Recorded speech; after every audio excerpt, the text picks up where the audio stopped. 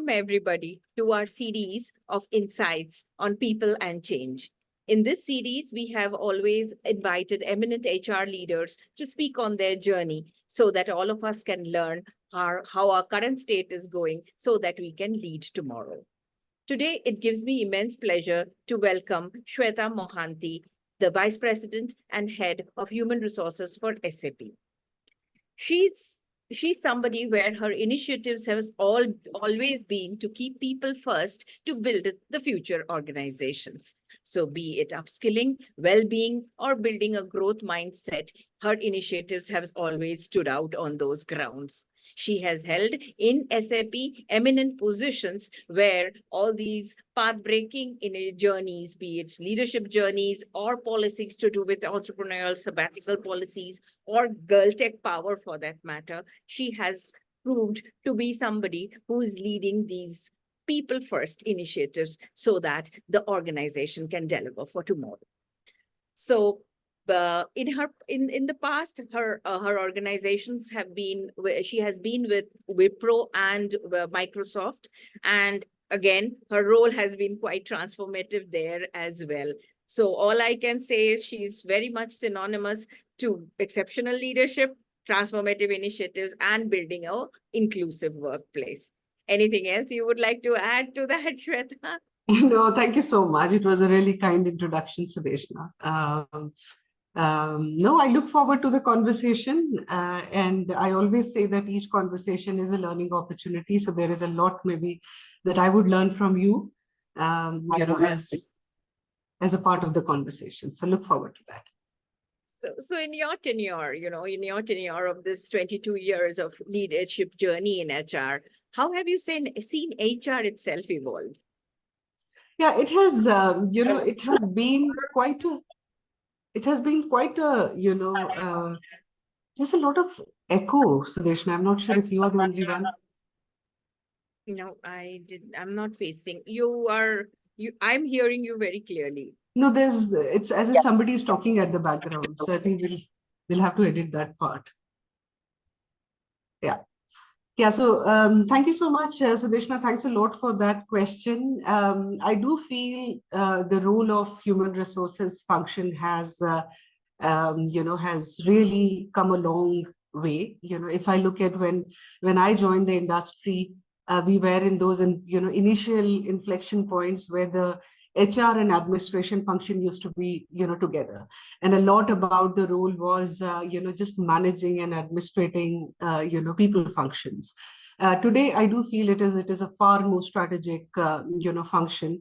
There is a realization that in the function we deal with employees, with talent, and the entire talent landscape has changed tremendously. In fact, I can say with experience that what I saw in the first 20 years or first 18 years of my career versus what I have seen in the last 4 years, and I'm talking about the pandemic and the post-pandemic, there has been an enormous evolution of the HR function.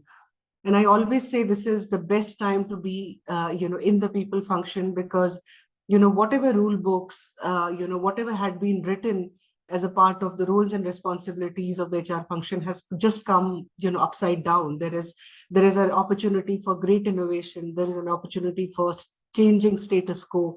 There is an opportunity for asking the hard questions, not only just to the practitioners, HR practitioners, but also to the leaders in terms of the role of the HR function.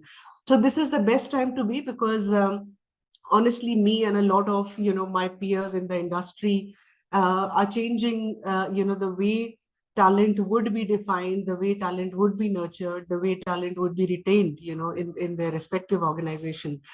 So this is the best time to be in the HR function, but also it brings a great amount of responsibility to do it the right way. Whatever the way we define the people practices, it's going to stay for the next few years.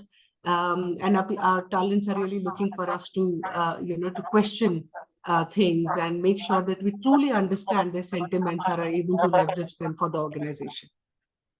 I can't agree with you more, because yes, the roles we are seeing are becoming very strategic, and it's like becoming the real partner to business. So that's like, I think this role, come what may, we are seeing tech coming up, but people will have to be there. So Absolutely. getting people ready for the tech is where we all our heads are now.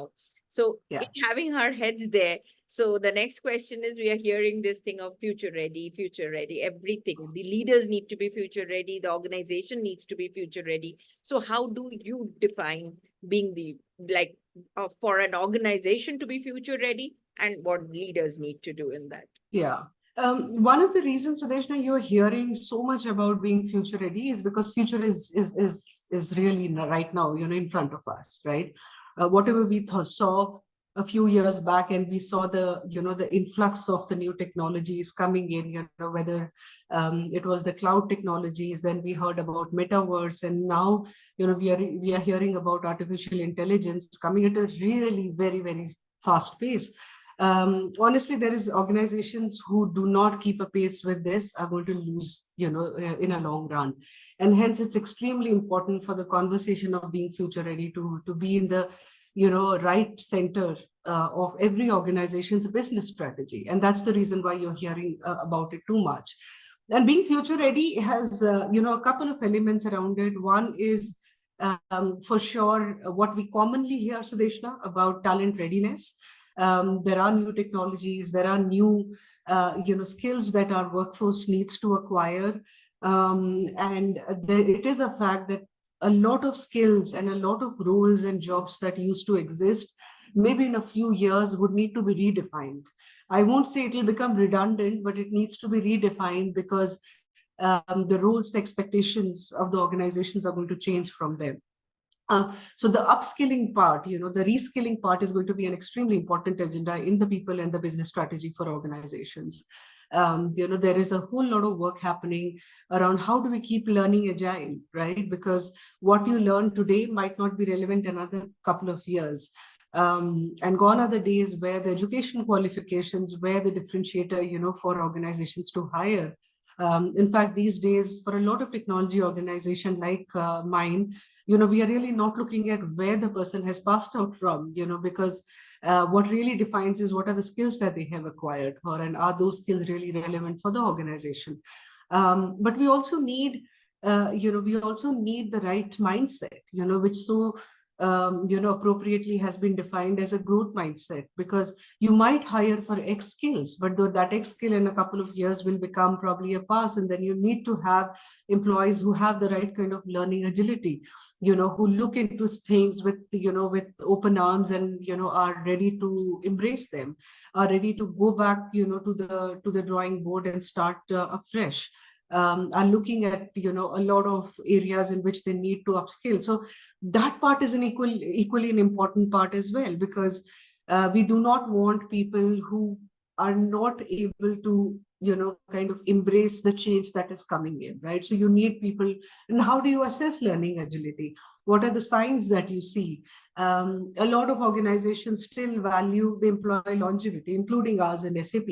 But slowly, I do see people are questioning, saying that if in an organization you have spent 20 years and you have not done different things, does it really, a skill that is valuable, right?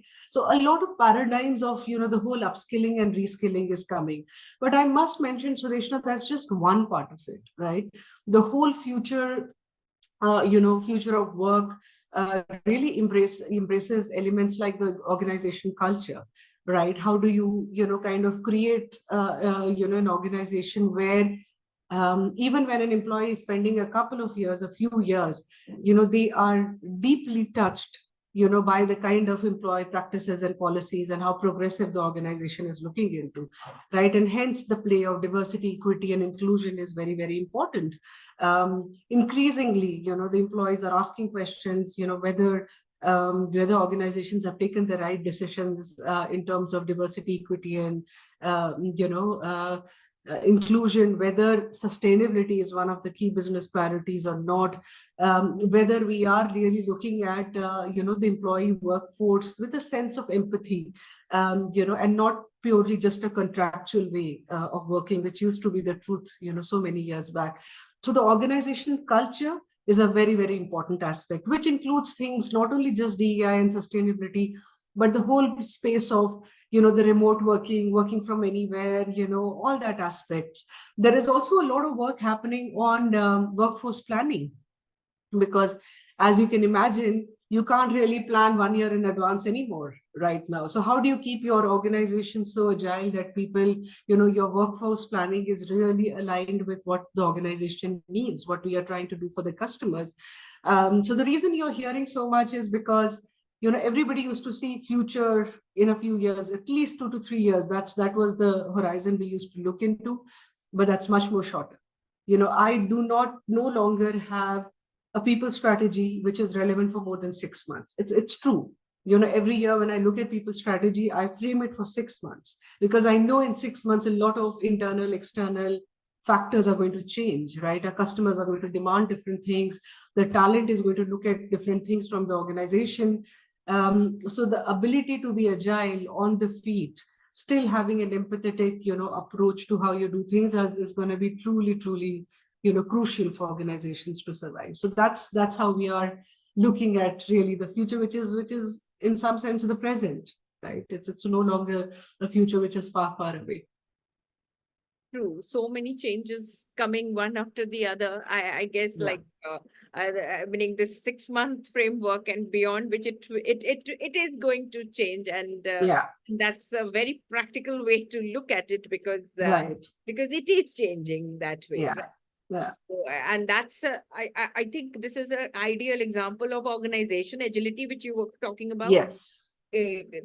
That's how, because I hear many organizations talking about agility, but when it Yeah. comes to it, it is like not in practice. But what you Yeah. are saying is absolutely Yeah. in practice. You meaning as a head, you are planning. If that is the frame you are Yeah. planning, so like it is in the DNA, I guess. Yes, it is. Truly it is. So, like Nick, it's as far as learning is concerned, like we know that earlier how leaders used to look at learning, managers used to look at learning as something else we have to do and not an integrated approach to things. But as you see now, do you see the leaders' approach to capability building? One is tech way, and one is Yeah. how they are growing as person. As you say, like mindset needs to be touched. We have to Yeah. it is not only teaching them the skill but mindset. So in Yeah. regarding capability building, how Yeah. well do you see leaders today?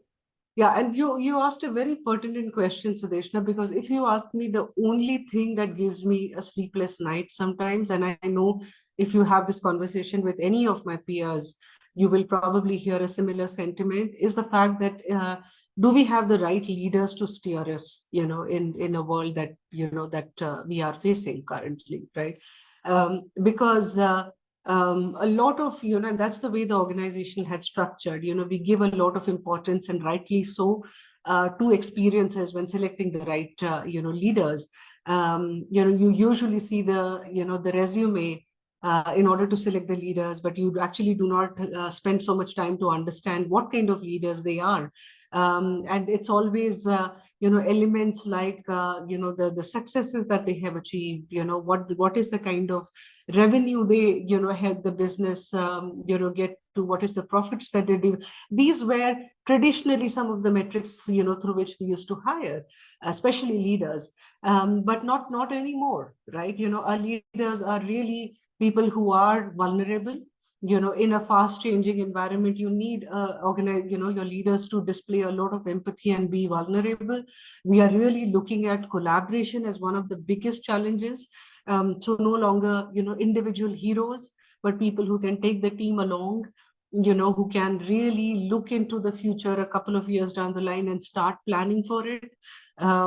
And these are some of the things which is becoming true, apart from some of the elements that I spoke about, of learning agility, their ability to really get the sentiment, not only from the talent but also from the customers, because customers are really demanding a lot to be able to stand in front of them and say this is a priority, to be able to help them sometimes prioritize and set their business strategy is also an important part of a leader, right? It's no longer limited to just what you do for your within your organization, right?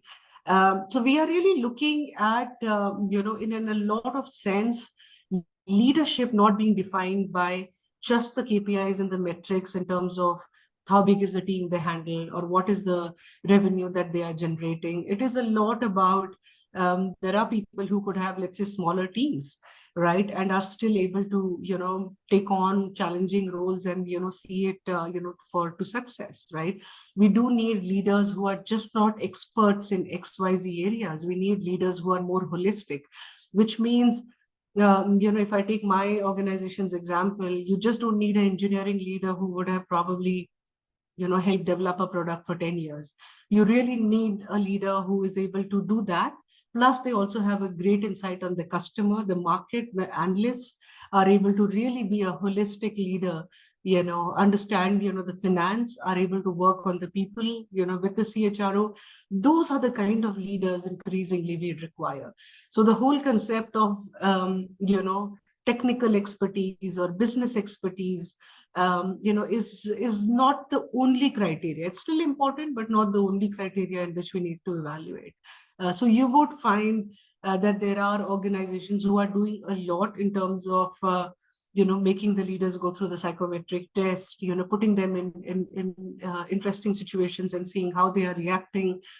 Because those are the realities of today's leadership journey. There are far more that the leaders have to endure and, and kind of take themselves. It's also a lot about mindfulness, right? It's so important. You need leaders who are able to kind of, brave all that which is coming and hitting them, to be able to kind of, work along with their teams and their peers in a very conducive manner, right?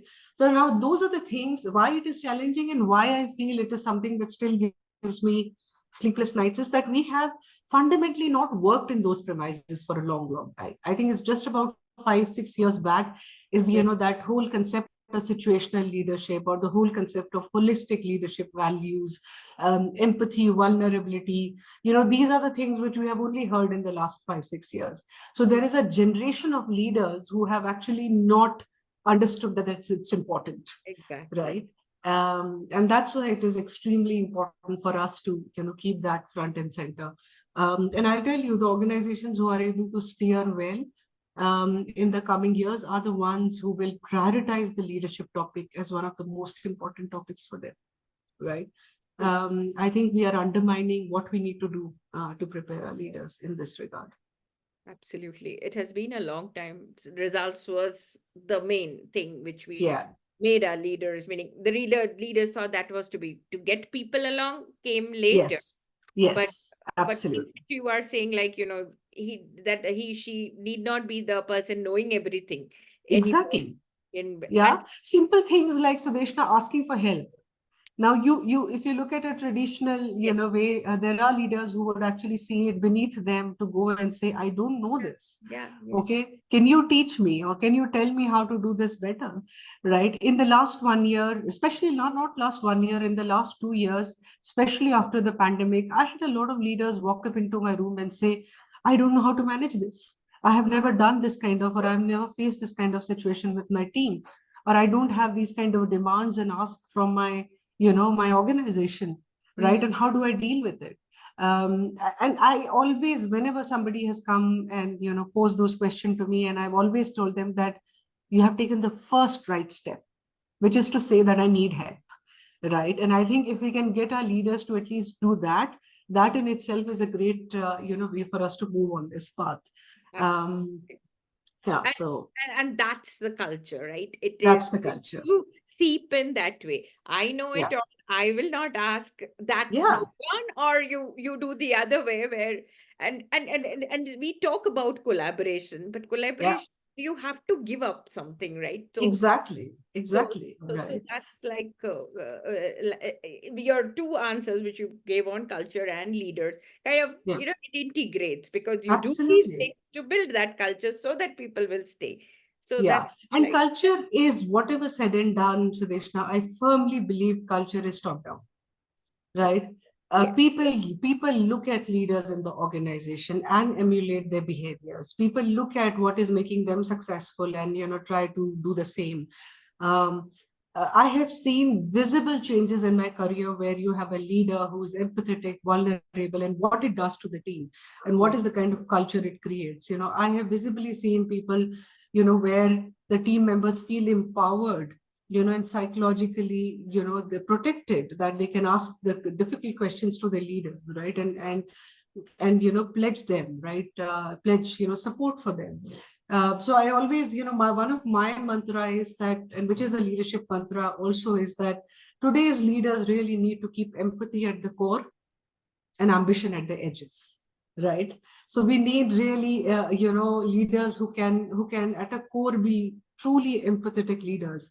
And but at the same time, they have to be ambitious, right? They have to have the right kind of ambition for the teams, for themselves, and for the organization. So that's the secret sauce or mantra that that helps us in this endeavor.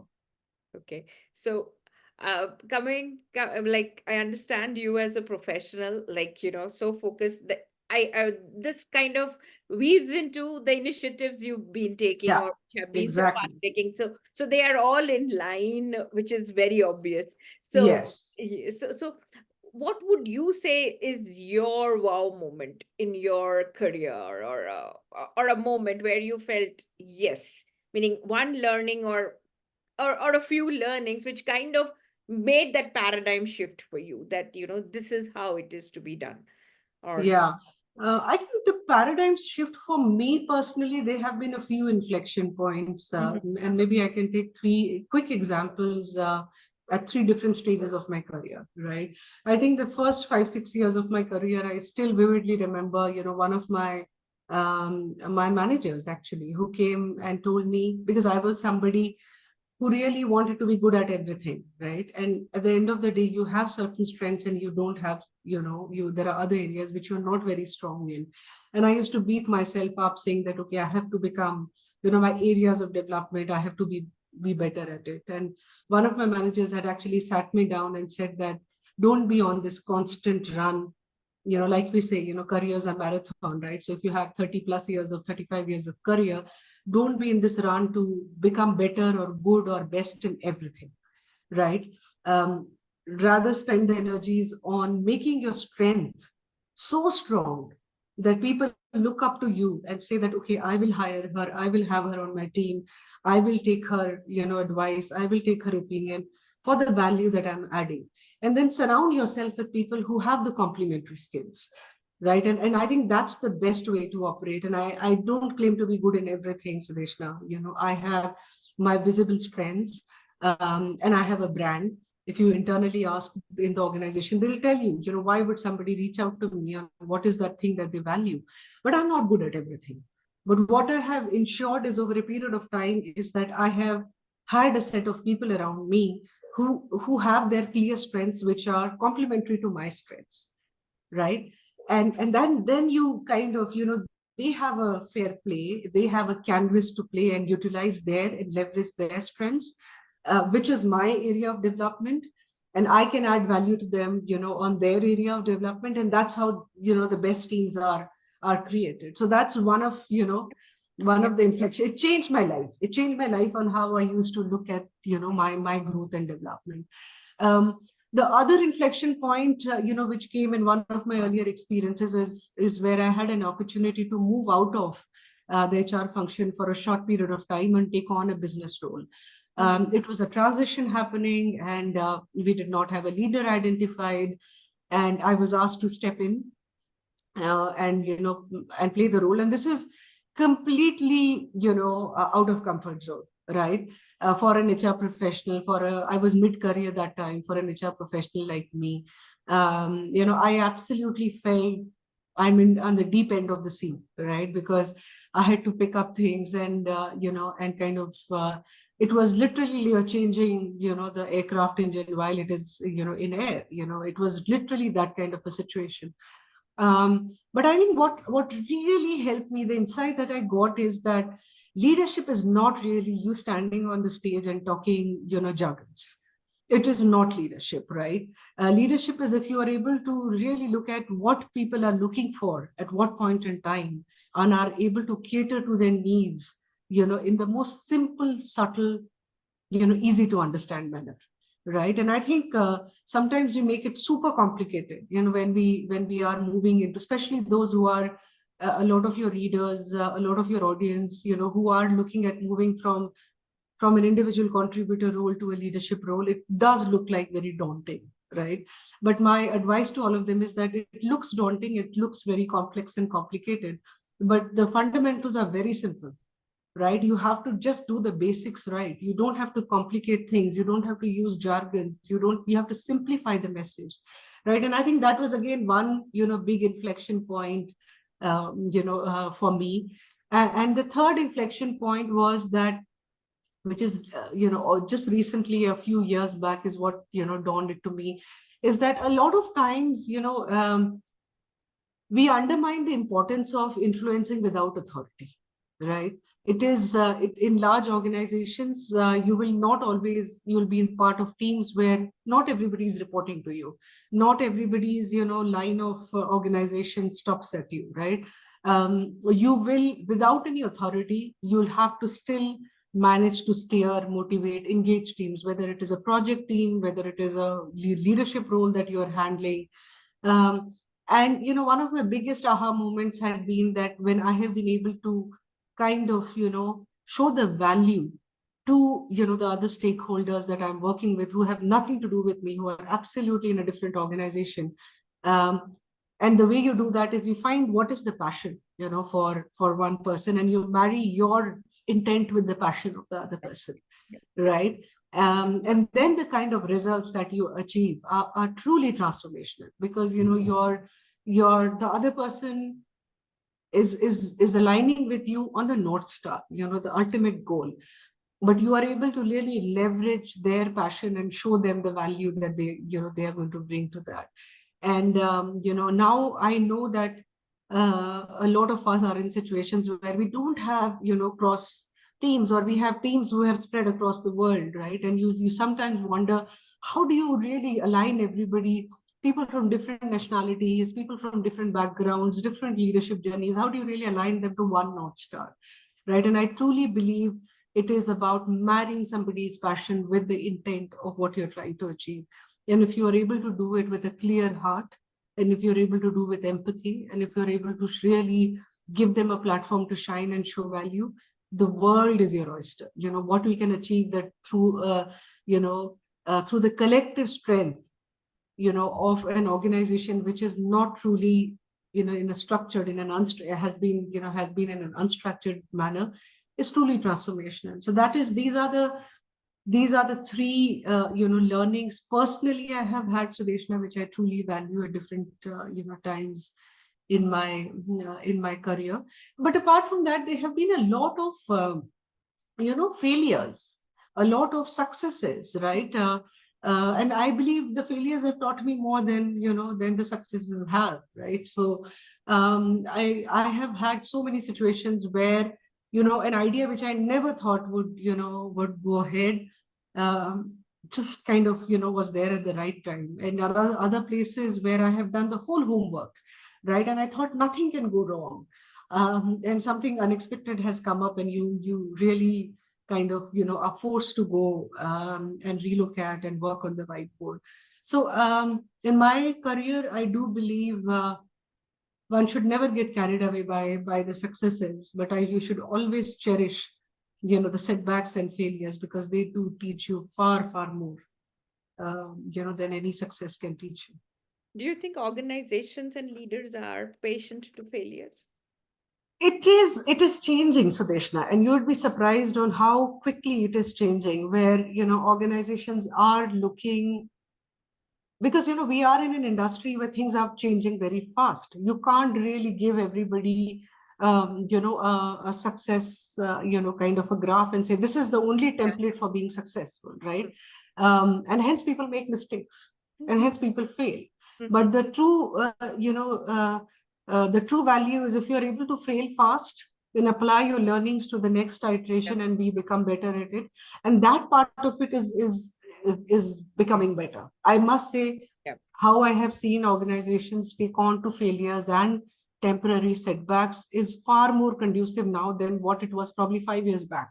Mhm. Right? We do look at people who have, who have taken decisions which have not landed well, right? For whatever reasons, because that learning is immensely useful. So in that regard, because you spoke about the entrepreneurial sabbatical that we launched, Yeah. several years back in SAP, the entire premise of that was based on failure, right? Where we said that we will allow our employees to take a sabbatical for, a couple of years to pursue their entrepreneurial dreams, right? Maybe somebody wants to start up a startup, but they're worried because they don't have so much of cash in their bank. They are worried about the insurance, and the comforts that the organization provides, and we'll give them that, right?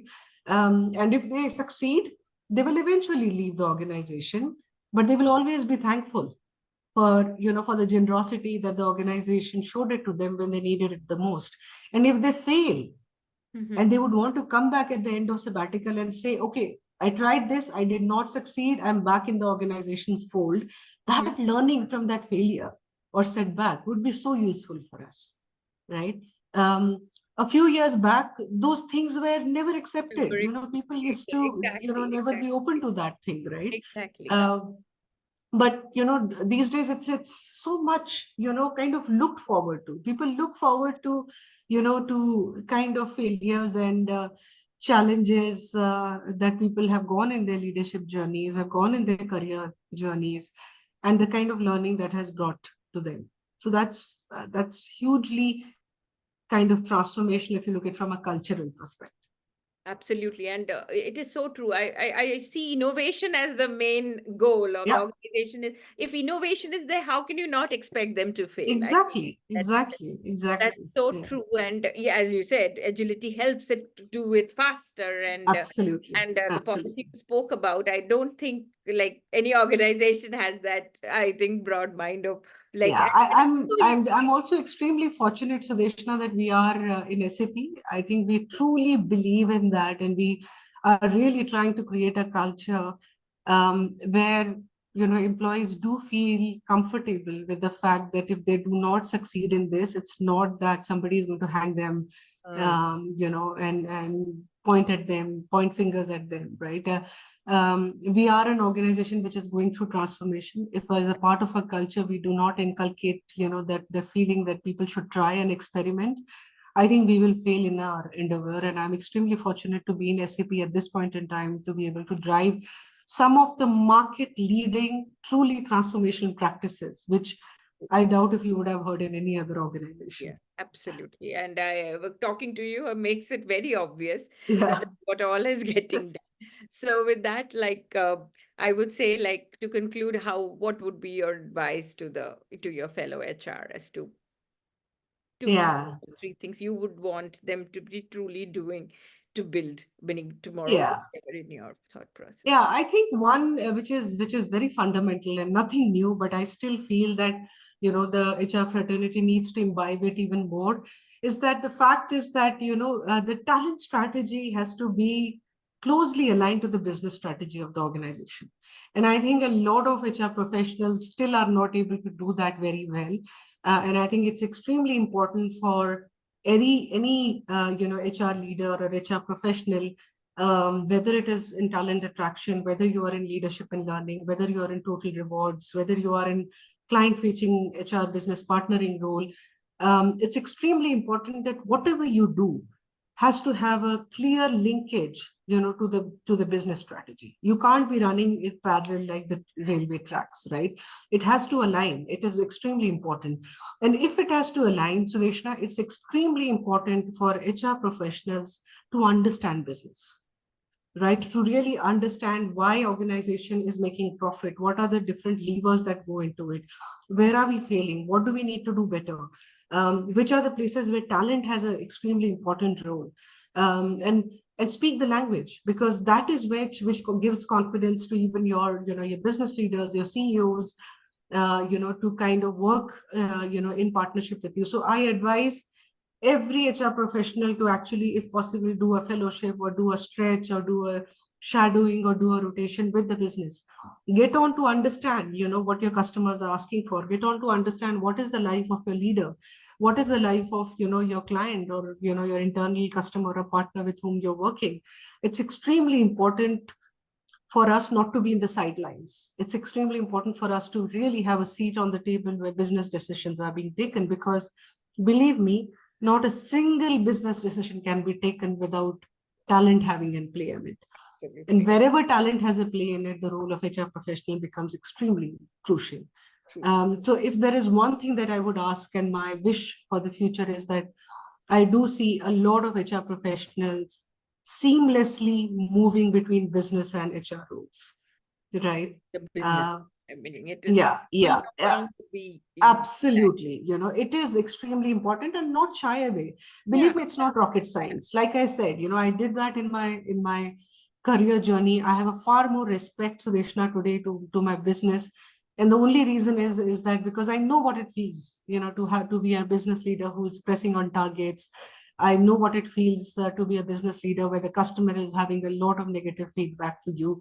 I know what it feels to be a business leader who's really transforming his or her organization. And that empathy is crucial for you to become a good professional. Leave aside an HR professional for you to be a good professional, right? Stepping into the shoes of your partners and your customers. So I think that's, if you ask me, in a nutshell, that's going to be super important. And that doesn't need to wait until you become a manager or you become a leader. Those of your readers who, who are starting early in their HR career, I would highly, highly advise them to build the muscle of understanding the business. It's extremely important to be successful. Thank you, everybody, for watching this. So please watch our YouTube mug business transformation YouTube for these lovely conversations with our HR leaders, where they help us know today to build tomorrow. Thank you.